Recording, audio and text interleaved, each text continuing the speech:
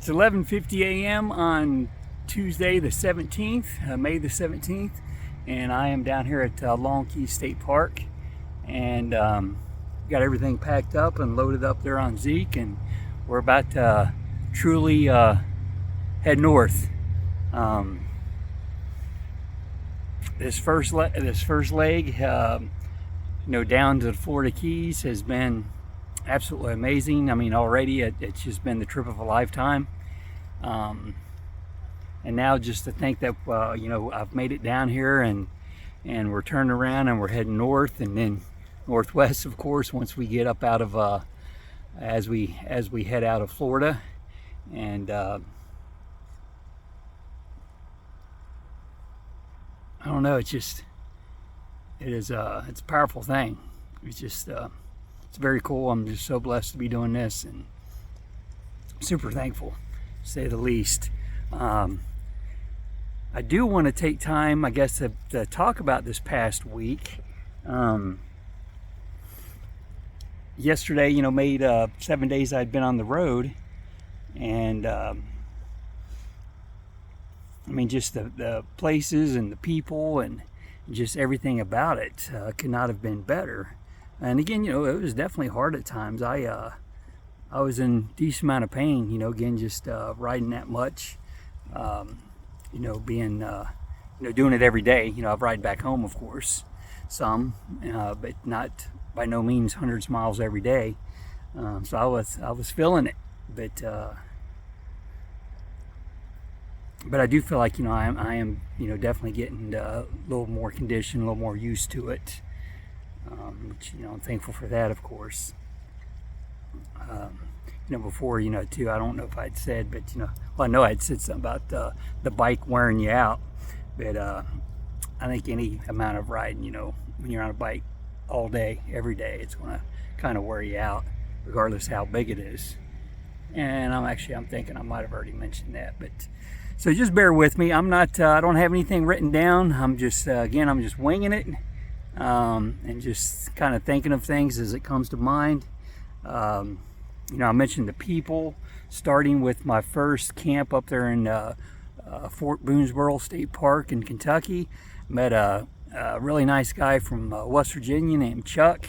He gave me some maps. A couple of them were, I believe they're called Freeman's maps, that just show like all the classic motorcycle rides for different areas.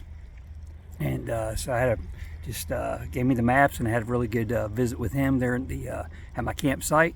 So it was good meeting you, Chuck, and God bless you. And the guy is a riding beast. He told me that when COVID hit, he got on his Harley and he rode 20,000 miles that year, which is obviously a lot of miles. So instead of COVID keeping him home, hunkered down, the dude got on his bike and rode, which I think is pretty cool. And then I met also in Kentucky, met a sweet gal named Lucy there at a gas station, who got to visit with her for a few minutes, and she'd just had some family loss and had an injury. She had a broken wrist or something to that effect, but just super sweet disposition, and it was just great to meet her and talk to her. And she had mentioned COVID. Yeah, she had actually lost like a 40-year-old niece to COVID, which is tragic, of course. So there's Lucy, and then trying to think from there, probably the next would have been staying there in the side lot there at Nicole's and Springfield, Georgia.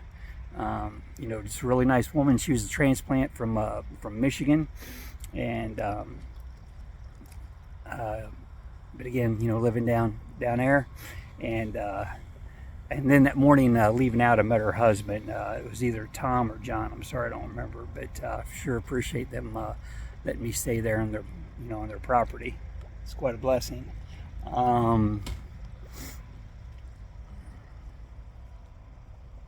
Who else?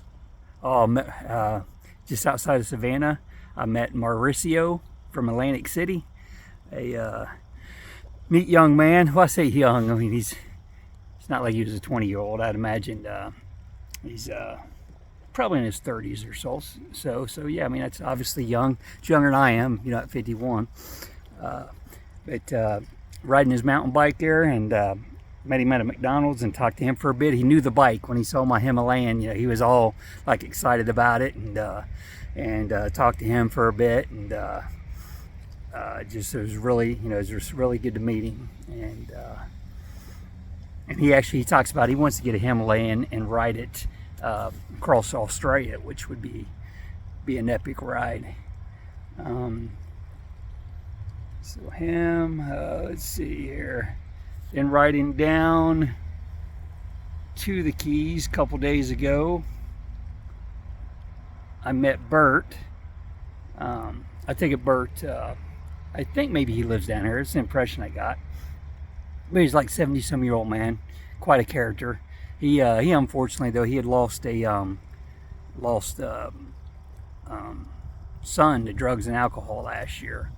So that's something he was obviously dealing with. But he seemed to be doing okay, I guess. Again, he was a neat guy, and it was good to meet old Bert. I was just there at a gas station.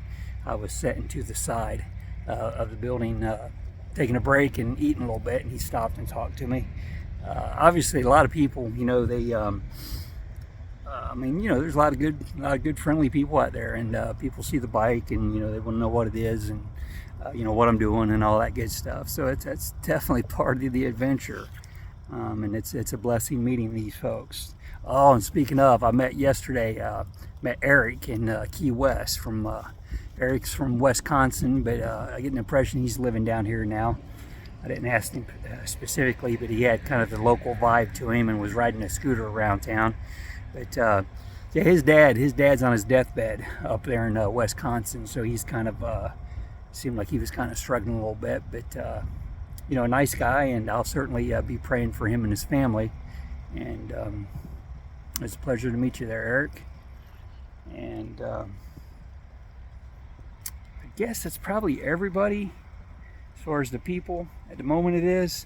Again, the riding, I don't think I said how many miles I rode yesterday, and off the top of my head, I'm not sure. I didn't add them up, I don't think, but I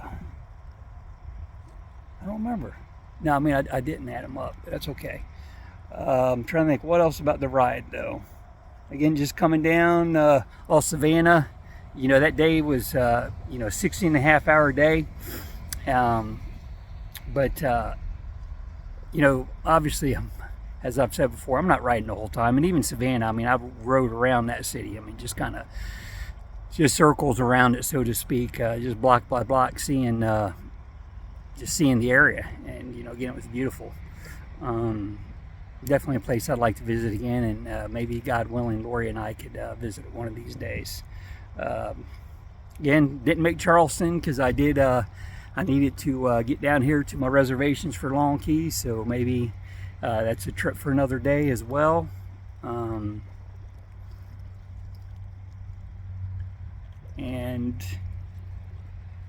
I'm going to say that's it. I can obviously say more, as needed. I do tend to talk a bit, but in the same token, I finally got my GPS, or not my GPS, but my GoPro working again. I'm just new with it. I didn't learn it before I came, and but I finally got it squared away, and did some more filming with it yesterday, and filmed coming across the 7 Mile Bridge and just some other stuff. So I'm really thankful that's back in action. I'm looking forward to getting a lot more footage with it. And again, I am about to get on the road and head north. Stop for the day will be the Everglades. Never been to the Everglades, so I want to see them, of course. And really not sure like how far I'll go into them, or if I'll just kind of see the outskirts of them in a visitor center or two and then roll on, or if I'll camp in the area before I do. It's one thing I have to admit, it's super hot down here, of course. And as nice as it is, I mean, I'm not here hanging out on the beaches. So I did swim just outside of my just a little walk down from my campground last night. There's a little beach area, and I did I don't know if I'd call it swimming. I just kind of walked out a few feet and just laid on my back and just stared up at the sky for a while. Just and it looked like you'd have to, I don't know how far you'd have to go out to get into deeper water. There's some young people, look like college ages, way out in the water, well beyond me, and even them look like they might have been all the way up to about knee deep, if even that. But they were camped down from me last night. There's a group of them, a group of 11, and I didn't ask, but it seemed like they're from from a college. Well, the guy, actually one of the guys that was older, so to speak, he was 47, he had said. He referred to it, being a class. So I guess obviously some type of school.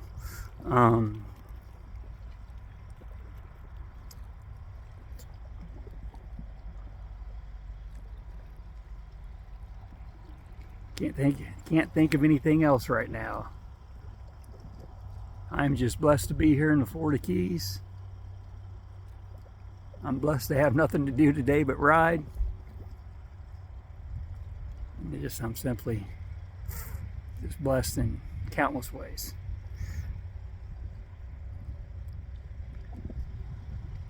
Oh, I do need to try to get an oil change as soon as possible. That is definitely on my agenda. And yeah, one more time here, the Atlantic Ocean.